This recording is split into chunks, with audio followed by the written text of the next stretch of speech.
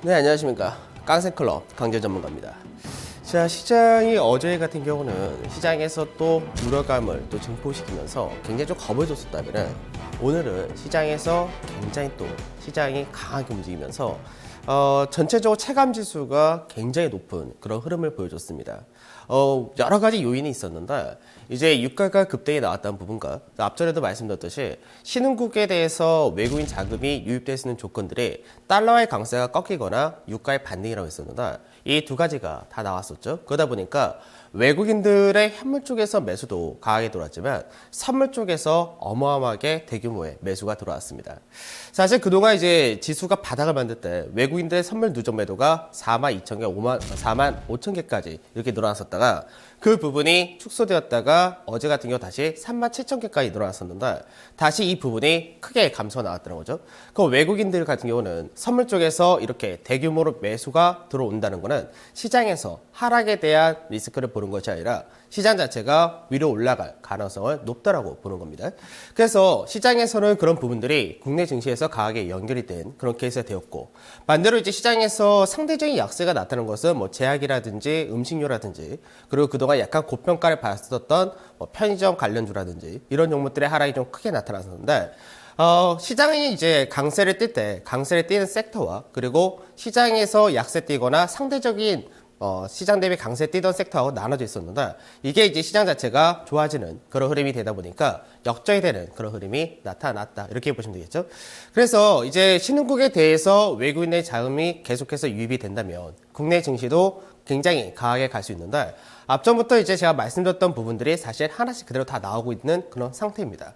그렇기 때문에 시장을 크게 보고 가시라는 얘기를 계속해서 해드린 것이고 그 관점은 거의 동일하다 이렇게 보시면 될 것 같아요. 오늘 제가 목이 조금 안 좋아가지고 말을 조금 작게 하고 있는데 그런데도 하루 또 이런 날도 있으니까 잘 들어주시면 될 것 같아요. 자, 시장부터 하나씩 보면서 설명을 해드리도록 하겠습니다. 자, 오늘 이제 시장을 보게 되면은 어저께 제가 그런 말씀을 드렸는데 앞전 8월달과 지금의 시장에서 흐름이 거의 동일하다라고 말씀드렸었죠. 그러니까 이때 하락했던 요인들, 그 요인들도 그대로 이번에 나타난 그런 케이스였는데 바닥을 다지고 나서 그때도 똑같이 반등이 한번 나오고 한번 지지라인 만들었다가 쌍바닥으로 한번 강하게 돌파 나왔었죠. 그러니까 이번 같은 경우도 거의 비슷한 그런 흐름인데 어저께 시장에서 내려왔던 부분을 오늘 거래라인 증가세가 나오면서 강하게 돌파 나왔죠. 그러면 시장에서 이제 대부분의 종목들이 이제 쌍바닥 패턴을 만들어가는 그런 모습을 보여주는데 쌍바닥 패턴이 만들어지면은 기본 목표치는 직전에 추세라인 때까지도 연결될 수 있기 때문에 이 흐름이 이제 2월 중순에서 2월 말 사이에 나타나지 않을까 그렇게 보고 있습니다. 실제로 2월 중순이라고 해봤자 이제 내일 장 하고 나서 바로 연휴 끝나고 다음 주는 목요일하고 금요일 이틀밖에 없기 때문에 그게 끝나고 나면은 강하게 연결될 수 있다 이렇게 보는 거죠. 자, 한번 보도록 할게요. 수급적인 부분인데 외국인들이 오늘 1,500억 정도의 매수가 들어왔는데 외국인과 기관이 동일한 방향을 잡아줬다는 거죠. 그러니까 오늘 시장에서 건설이라든지 철강, 조선 그리고 석유 정유, 화학 이런 쪽이 굉장히 좀 강했었죠. 강세의 배경이 외국인이나 기관이나 동일한 관점에서 대응에 대해서 들어왔다는 것인데 동일한 관점을 보였던 건 여러 가지 요인이 있겠죠. 뭐 환율적인 부분도 있고 시장에서 바뀐다는 부분도 있고 여러 가지가 있는데 그런 부분에서 강하게 연결되었고 그리고 특히나 이제 외국인들이 지난주까지는 거래소에 대해서 매도가 많았는데 내일 외인들이 1,000억 이상 매도를 하지 않는다면은 국내 증시가 외국인들이 주간 단위로서는 거의 굉장히 오랜만이죠. 굉장히 오랜만에 순매수로 전환될 겁니다. 그 다음에 선물 쪽에서 대규모 매수가 나타났다 했었죠. 만기약 이사에 들어왔었는데 이제 선물 쪽을 볼 때는 이제 미결제 약정이라는 게 있습니다. 근데 오늘 선물이 대규모 들어왔는데도 불구하고 미결제 약정이 축소되지 않았다는 건데 이거는 두 가지를 얘기를 해줍니다. 시장에서 위쪽 방향을 보고 새롭게 들어온 세력이 있다는 얘기가 되기도 하고요. 그리고 시장에서 이제 더 이상 아래쪽을 안 본다는 얘기가 되기도 합니다. 그렇기 때문에 시장에서 기존의 매도를 보고 시장에서 아직까지 반등 못한다 이렇게 보던 쪽이 나중에 시장의 강세가 점점 이어지게 되는 그런 구조가 된다면 그때는 한번 시장이 굉장히 또 가파른 상승이 나타날 수 있다 이렇게 보시면 되겠죠. 그 다음에 수급적인 부분도 하나 더 체크하도록 할게요. 앞전에 8월 달에 시장에서 저점을 만들고 그 다음에 시장에서 반등이 나올 때 이때 반등은 전부 다 연기금이 중심이었습니다. 그때도 계속해서 외인은 팔았었죠. 근데 이제는 연기금이 사실 살 만큼 다 사놓은 상태입니다. 그러면 연기금 같은 경우는 시장에서 매도가 가게 안 나가기 때문에 지금 현재 연기금이 유지가 되고 있는 상태에서 이제 외인들이 서서히 매수가 들어오는 그런 구조가 된다면 추세 자체를 전체적으로 역전시킬 수 있고 투신권이라든지 금융투자에서는 단기적인 시세가 나오게 되면 그때는 청산하는 그런 과정이 나타나게 되는데 그때도 외국인들이 받쳐줄 가능성이 상당히 높다. 이렇게 보시면 될 것 같아요. 자, 그러면 시장에서 근간이 되는 건 두 가지를 말씀드렸었죠. 외국인들이 신흥국, 우리나라 같은 쪽으로 유입이 될 때 가장 강하게 들어올 수 있는 배경이 뭐냐? 앞전에 우려했던 부분이 없어지면 됩니다. 그러니까 시장은 간단해요. 호재라는 거는 시장에서 순수 호재가 있고 악재가 있던 부분이 해소가 돼도 호재가 됩니다. 그러니까 국내 증시를 비롯해서 신흥국에 대해서 계속해서 문제가 되었던 부분은 간단했었죠. 미국에서 금리 인상을 한다. 그리고 나서 추가 금리를 하게 될 경우 미 달러가 강세를 가기 때문에 미 달러의 강세는 미국 자산, 선진국에 대해서는 선호도가 높아지게 되지만 반대로 신흥국 같은 경우 자금 유출이 일어난다. 이게 첫 번째였죠. 그리고 그 다음으로 유가가 빠지기 때문에 유가의 하락이 사실 우리나라의 경기만 놓고 볼 때는 유가 하락은 좋다고 말씀드렸습니다. 근데 이거는 투자 심리적인 부분이고 이제 우리나라가 신흥국에 포함이 되다 보니까 산유국이라든지 이런 국에 대해서 자금 유출되는 부분이 같이 연결이 되었다. 이렇게 되겠는데 유가가 반등이 나왔다. 그거는 심리적인 부분이 개선된다. 이렇게 보시면 돼요. 그래서 두 가지가 중요했었는데 어저께 이제 달러 인덱스를 먼저 보도록 할게요. 달러 인덱스 같은 경우는 앞전에 제가 무슨 말씀드렸냐면은 시장에서 아래쪽으로 이제 꺾일 것이다. 왜 그렇게 말씀드렸냐면 아시다시피 FOMC 회의에서 무슨 얘기가 나왔냐? 미국에서의 금리 인상 가능성이 굉장히 추가 금리 인상 가능성이 낮아졌다라는 부분을 말씀해 드렸었죠. 그래서 달러 인덱스가 그동안 강세로 약간 채널 패턴으로 박스권 그리던 그림에서 밑으로 이탈할 가능성이 굉장히 높다고 말씀드렸고 이탈하게 될 경우 96에서 97 사이까지 떨어진 것이 기본 수치라고 말씀드렸었는데 시장에서 일본에서의 마이너스 금리가 한번 시장에서 약간 왜곡을 했던 거죠. 그러다 보니까 국내 증시가 상승을 못 나왔던 부분이 있었는데 이 부분이 결국 마이너스 금리라는 것 자체가 며칠 만에 소멸이 돼버린 그런 케이스가 되었기 때문에 그 부분이 추가적으로 더 강하게 나타났고 나중에 우리나라 연휴 기간 동안 10일날 옐런 의장의 연설이 있는데 옐런 의장이 시장에 대해서 올해 미국에서의 금리 인상 가능성이라든지 추가 금리 인상 가능성 횟수가 상당히 낮다라는 식으로 약간 시장에서 말을 해준다면은 추가적으로 달러와는 강세를 못 띈다는 거죠. 그러면 시장에서 신흥국에 대해서 선호도가 높아지는 그런 관점이 된다는 겁니다. 그래서 앞전에 이제 신흥국에서 제가 이제 이런 얘기를 해드렸죠. 고가를 다 비워놔두면은 그다음부터는 들어오기가 수월하다라는 말씀을 드렸었는데 반대로 고가가 굉장히 많이 채워진 데가 선진 증시죠. 그러니까 선진 증시 같은 경우는 서서히 차익 실현이 떨어지게 되는 거고요. 그리고 그 자금이 신흥국으로 서서히 유입이 되는 그런 구조가 되는 겁니다. 그래서 이 흐름이 연결될 때는 국내 증시가 그동안 워낙에 많은 자금을 유출을 했었기 때문에 그게 강하게 들어올 수 있는 배경이 되는 거죠. 그래서 앞전에도 말씀드렸듯이 외국인 같은 경우는 들어올 때 가장 많이 팔았던 종목들을 중심으로 해서 다시 매수가 들어오는 그 과정이 되기 때문에 이왕이면 뭐 실적이라든지 업황 사이클이라든지 것들이 돌아간 것들이 더 좋은 것이고 그렇지 못하더라도 기본적으로 밸류가 너무나 싼 종목들 이런 종목들은 외인들의 매수세가 유입이 된다 이렇게 보시면 되겠습니다. 그러니까 그 대상이 전부 다 대형주가 될 수밖에 없는 거죠. 자, 그 다음에 시장에서 우리가 봐야 될 부분이 이제 앞전에 이제 달러 인덱스 무너질 때 왜 무너지냐 그 얘기는 해드렸었죠. 그러니까 이 시간을 통해서 말씀드린 게 항상 빨라요, 사실은. 왜냐면은 시장에서 FOMC의 결과 딱 나왔을 때 미국에서 금리 인상 가능성이 추가적으로 제한된다. 거기서 달러와는 약세로 떨어진다. 달러 약세 떨어지니까 상품 시장이 반등을 한다. 이렇게 저는 연결을 해서 방송에서 말씀드렸는데 이게 어떻게 됐어요?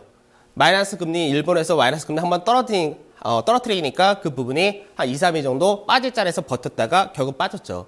그러니까 시차가 약간 생기는데 제가 이 깡생 방송을 계속 할 수 있는 방송은 아니기 때문에 여러분들한테 경제지표라든지 어떤 이슈가 생겼을 때 거기서 연결하는 방법을 알려드리는 건데 똑같아요. 미국에서 금리 인상 가능성이 굉장히 낮아졌다는 거. 이런 부분이 처음에는 시장에서 반영을 못 하다가 FOMC 그 연준의 의원들이 이제 한마디씩 하죠. 올해 금리 인상 쉽지 않을 것이다. 이런 말을 하나씩 하게 되면은 결국 그 흐름이 시장에서는 강하게 반영이 되는 겁니다. 그래서 항상 시장에서는 우리가 분석을 하거나 시장에 전망을 할 때 이런 그림은 그린 건데 시차는 항상 존재할 수밖에 없어요. 다만 미리 알고 가는 거하고 모르는 상태에서 결과를 보고 움직인 거하고는 차이가 엄청나게 클 수밖에 없는 그렇게 했어야 되겠죠. 그래서 나중에 금리 인상 가능성이 제가 볼 때는 6월 달에 잘하면 할 수 있을지 모르겠는데 6월 달도 할 가능성 거의 없다라고 봐야 될 것 같습니다. 그러면 국내 증시가 상반기 동안은 최소한 더 이상 미국에서의 추가 금리 인상이라든지 이런 데에 대한 우려를 없이 갈 수가 있기 때문에 상반기까지는 국내 증시는 상당히 좋을 가능성이 높다. 이렇게 보시면 될 것 같아요. 그 다음에 유가 차트 한번 보도록 할게요. 제가 왜 유가 차트가 급락이 떨어지건 뭐하건 신경 쓸 필요가 없다. 이런 얘기를 왜 드리냐면은 앞전에 이제 뭐 워렌 버핏이 유가가 30% 깨지니까 에너지 정유주 쪽으로 대규모 투자를 했다. 이건 누구나 할 수 있다라고 말씀드렸었죠. 그러니까 이거는 시장에서 약간의 역발상이에요. 시장이 계속해서 유가가 빠진다, 25불 간다, 20불 간다, 15불 간다 이런 분석은 필요가 없는 분석인 거고 시장에서 유가가 어느 정도는 항상 기본 수요가 있고 공급이라든지 한계 생산 단가라든지 여러 가지 있기 때문에 이건 맞춰질 수밖에 없는 구조인데 이미 유가 같은 경우는 앞전에 시장에서 3단 하락이 했다고 말씀드렸었죠. 3단 하락이 하게 되면은 3단 하락 이후에는 결국 바닥 다지기가 들어가는 겁니다. 근데 그 바닥 다지기를 했다가 유가 급등 급락이 왜 이렇게 세게 떨어지냐? 예전처럼 100불, 90불, 뭐 50불, 60불 이런 가격이 아니라 30불대에서 논단 말이에요. 그러니까 30불에서 예를 들어 2불, 3불 정도 올라가면 그게 퍼센트로 따질 때 8% 급등, 8% 급락 이렇게 떨어지는 거죠. 그러니까 볼 때는 겉으로 볼 때는 엄청나게 급등을 했다, 엄청나게 급락을 했다 그 가격이지만 실제로는 30불을 전후로 해서 바닥 다지기를 계속해서 하고 있는 그런 과정인 겁니다. 그래서 차트를 보게 되면은 시장에서 앞전에 3단 하락의 마지막 자리 때에서 한번 과매도가 나오고 바닥 따지고 쌍바닥 만들고 다시 G테스트 받고 다시 급등 나오고 바닥 따지고 이 과정이 반복이에요. 그래서 이 반복이 계속해서 이어지다가 결국은 시장에서 이번에 반등이 좀 더 세게 나올 때 38불 자리 때 이 라인대를 넘어가냐 못 넘어가냐가 가장 중요해야 될 텐데 38불대를 넘어가게 될 경우는 우리가 이 생각을 해야 되는 거죠. 앞전에 작년 5월부터 60불대에서 계속해서 하락하던 이 추세를 넘긴다가 될 수가 있기 때문에 유가가 추가적인 하락을 보는 것이 아니라 유가 자체는 올라갈 가능성이 높아진다. 이렇게 말씀드렸죠.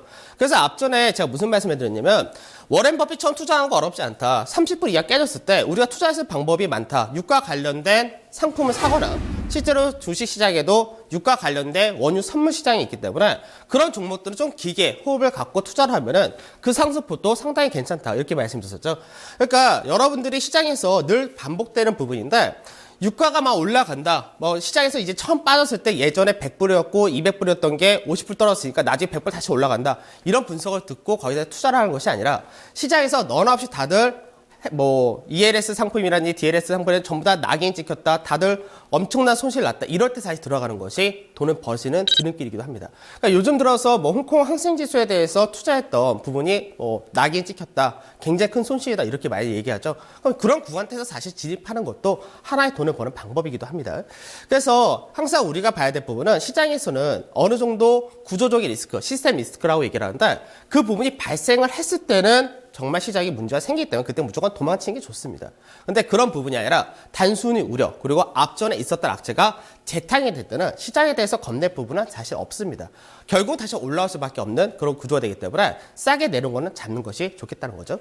자, 그럼 유가가 이렇게 강세를 띄었는데 그러니까 유가 강세 띄면서 이제 시장에서 또 그런 얘기를 해요. 오늘 같은 경우가 확연하게 경기민감 관련주들은 강세가 뚜렷이 나타나는데 반대로 제약이라든지 약간 그동안 강세 띄었던 종목들 같은 경우는 약세를 띄다 보니까 왜 장이 올라갈 때 이런 종목들은 오히려 빠지냐 이렇게 생각할 수가 있어요. 근데 그거는 왜 그러냐면 시장에서 이게 한 번의 사이클입니다. 그러니까 가치주가 있고 성장주가 있는데 이 가치주와 성장주가 항상 일치하지 않습니다. 예전에는 경기민감 시총 상위주들이 성장주다라고 불렸었고 내수라든지 제약, 음식료 이런 것들이 가치주다라고 불렸었죠. 근데 이게 뒤바뀐 거예요.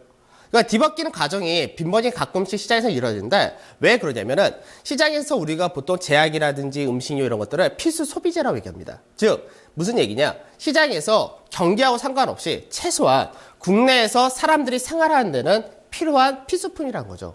그런데 이 필요한 필수품이 세계 경기라든지 여건이 안 좋아져서 수출주라는 모든 것들이 안 좋아질 때 오히려 이쪽은 시장에서 안정성이 있다는 쪽으로 부과해야 되는데 여기서 성장 동력이라는 부분이 하나가 들어와 버리면은 이게 성장주가 되면서 주가가 급등이 나온 케이스죠. 근데 이 부분이 역전되는 과정이 작년 하반기부터 다시 나타난 건데 왜 그렇게 나타났냐 보도록 할게요. 다음 차트를 보게 되면은 이게 우리나라 환율적인 부분에서 상당히 영향이 크다라고 봐야 됩니다. 그러니까 앞전에 2012년부터 국내 같은 경우가 이제 일본에서의 엔화 약세가 본격적으로 영향을 미쳤었고, 그리고 그때부터가 서서히 테이퍼링이라든지 신흥국에 대해서 나중에 미국이 금리 인상하게 될 경우 문제 생긴다, 이런 식으로 계속해서 언급이 되었던 시기였던 거죠. 그래서 시장 자체가 2012년을 중심으로 해서 사실 바뀌었습니다. 어떻게 바뀌었냐? 대형주는 안 된다는 것이 맞아요. 그리고 중소형이 된다는 증시가 맞습니다. 그래서 시장에서는 중소형이 굉장히 강세를 띄었던 거죠. 그리고 나서 대형은 반대로 떨어지니까 대형과 중소형의 이제 어느 정도 상대적인 이격 차이가 굉장히 크게 벌어진 것이 이제 올해 하반기, 작년 하반기 8월달 들어갈 때 그 위치였던 거죠. 근데 이때부터 뭐가 바뀌었냐면은 원달러 환율이 강세에서 약세로 바뀐 거죠. 그러니까 우리나라 환율이 그동안 시장에서 상대적인 강세 계속해서 띄었던 부분은 이제 우리나라의 무역 흑자라든지 이런 부분이 지속적으로 일어났었기 때문에 그런 부분이라든지 추가적으로 이제 한국은행에서 금리 인하가 안 들어갔던 시기였었는데, 추가적인 금리 인하가 들어가고 우리나라를 비롯한 신흥국에 대해서 이제 리스크를 뭐 회피하는 그런 관점으로 접근되다 보니까 외국의 매도가 많이 나갔죠. 그러다 보니까 환율이 이제 올라가는 거예요. 근데 환율이 올라갔다가 지금 시장에서 어떻게 돼요? 추가적으로 환율이 떨어지지 않는 거죠. 어저께 달러 인덱스가 급락에 떨어졌지만 우리나라 오늘 원달러 환율이 1200원 전후를 유지하는 건 왜 그래요? 금리 인하에 대한 기대감이 형성이 되었기 때문에 그렇습니다. 그래서 그동안 상대적인 힘을 보였었던 중소형 같은 경우가 실제적으로 여전히 싸고 좋은 건 많아요. 근데 일부 시장 끌고 갔던 종목들이 너무 고평가된 거죠. 반대로 대형 같은 경우는 너무나 상대적인 저평가 돼버리니까 이 괴리 자체가 30에서 30% 이상 나타난 상태에서 어떻게 되냐? 키 맞추기로 가는 과정이 되는 겁니다. 그래서 올해 우리나라 원달러 환율이라든지 신흥국의 환율 자체가 이제는 오히려 선진국 대비해서 수출에 대한 모멘텀이라든지 여러 가지를 갖고 있는 그런 형태가 되기 때문에 역전이 되는 과정이 되는 거예요. 근데 이 역전되는 과정이 단시간에 바로 나오는 것이 아니라 서서히 나타나는 거죠. 그래서 마찬가지로 외국인들이 국내 증시에서 매도를 했던 그 배경도 실제로 2012년, 13년부터 대규모가 시작이 되었고 이제는 막바지가 들어간 상태가 되는 거죠. 그런데 이 막바지 된 상태에서 이제 서서히 돌아갈 때는 상승폭이 굉장히 크게 나올 수 있기 때문에, 그래서 제가 앞전에 이러이러한 종목들은 꼭 보셔야 되는 거고 이러이러한 종목들이 앞으로 올라간다. 근데 이 종목들이 바닥을 만들 때가 힘들었지만 바닥을 만들고 올라가면은 그 기술적 반등폭이 굉장히 크다라는 얘기를 그렇게 해드리는 거예요. 그래서 사실 이제 좋은 시기에 왔을 때 좋은 종목들을 잡고 가시는 것이 제일 좋은 거고, 그 종목들이 수익이 큰 폭의 담보가 됐다면은 비중을 좀 축소하시면서 끝까지 끌고 가시면 그게 단기간에 나중에 딱 시간이 지나고 나면은 30%, 50%, 70% 이렇게 나 있는 겁니다. 대형주가. 그래서 그런 시기에서는 여러분들 좀 강하게 마인드 잡으셔야 돼요. 근데 너무 흔들리는 거죠. 왜냐하면 우리 개인 투자자분들은 하루하루가 워낙에 등락이 나오면 하루가 급등 나면 막 좋아가지고 막 기분이 업돼가지고 막 이러다가 하루 또 급락 나오면 막 엄청 죽을 것 같아요. 원래 그래요. 한번 상승 나면 계속 올라가갖고 빠지면 계속 빠질 것 같거든요. 그래서 시장에서 여러분들이 이런 시장에 대한 매크로 지표라든지 어떤 펀드멘탈이라든지 이런 것도 안다면은 어느 정도 자신감을 갖고 버틸 때는 버티시는 게 사실 정답입니다. 자, 반대로 시장에서 이제 어저께 같은 경우 어떤 분위기냐면 정부에서 뭐 이런 얘기를 많이 해요. 어저께 이제 소비 부양책이 나왔었죠. 소비 부양책이 나오니까 어제 같은 경우 경기 민감 관련주들, 수출주들이 쫙 빠졌어요. 근데 반대로 어저께 내수주들이 잘 올라갔죠. 정부 정책이 들어왔다. 이렇게 해서 올라가니까 사람들이 어떻게 돼요? 정부 정책이 나왔으니까 이쪽 가야 돼. 이렇게 돼버리는 거예요. 근데 실제적으로 전체적인 큰 틀은 어디가 중심이라고 했어요? 수출주가 중심이 되는 거고, 환율 효과라든지, 그리고 신흥국에 대해서 앞으로 중국이 경기를 이끌어갈 가능성이 높습니다. 그러니까 미국이 중심으로 돼서 선진국들이 강세될 때는 항상 성장주들이 좋아요. 근데 반대로 중국을 중심으로 한 신흥국이 경기를 끌고 갈 때는 반대로 시장에서 성장주보다는 가치주가 부해봐야 됩니다. 그래서 오늘 같은 경우 보게 되면은 뭐 어저께 SK이노베이션이 실적이 잘 나와가지고 SK이노베이션이 직전의 고점을 돌파하는 그런 흐름도 나왔었는데, 앞서 제가 말씀드렸던 뭐 롯데케미칼 이런 종목들을 보게 되면은 이 종목들도 어떻게 돼요? 실적이 굉장히 좋게 나오면서 강세를 띠는 거죠. 그러니까 롯데케미칼 한번 보도록 할게요. 롯데케미칼을 보게 되면은 이제 앞전에 제가 이제 말씀드릴 때 뭐라 했냐면은 납사 가격 그리고 NCC 이런 부분이 유럽이라든지 다른 국가들 비해서 우리나라가 경제 우위를 차지한다고 했었죠. 환율 효과가 생기는 거고요. 그리고 원가 자체가 절감이 됐기 때문에 계속해서 좋을 수밖에 없어요. 그러면 1분기 같은 경우는 뭐 아주 실적이 크게 호전된다 이건 아닌데 1분기 동안은 낮은 유가, 원가를 중심으로 해서 2, 3분기가 성수기가 되죠. 그 2, 3분기에는 실적이 어떻게 됐어요? 굉장히 증가세를 많이 보일 겁니다. 그래서 이런 종목들 같은 경우는 실적도 좋고 앞으로 전망도 좋고 거기다가 밸류적인 메리트까지 갖고 있는 거죠. 그래서 실제로 앞전에도 이런 말씀드렸어요. 삼각 패턴이죠. 차트사에서. 삼각 패턴을 만들고 시장에서는 돌파형이 가능하다. 그런데 돌파가 나올 때 이 자리가 뭐야? 눌림 자리가 되는 거죠. 그래서 이런 돌파 자리가 나올 때 밸류적인 부분이라든지 업황이 개선된다 부분 이런 걸 알고 있으면은 시장에서 이런 종목은 그때 25만 원대에서 말씀드렸는데 오늘 이제 단기 목표가 왔죠. 그럼 이 자리 때는 뭐예요? 돌파가 나오는 거죠. 그러니까 돌파가 나와서 주가가 강세되었는데 직전 고점 라인 때 왔으니까 이런 구간에서 비중 한번 줄여주시는 거고 단기적으로 이게 많이 발생되었죠. 그럼 단기적으로 이게 많이 발생되면 뭐 해주면 돼요? 비중 축소하고 숨고르기 들어온 가격대에서 다시 비중을 확대하시거나 눌림 자리에 기다리시면 되는 거죠. 왜? 기본적인 N자형 기본 마디가 나왔으니까. 그러니까 이런 종목이 단기 눌림을 말씀드렸던 자리에 대비해서 15%, 16%가 나오는 거예요.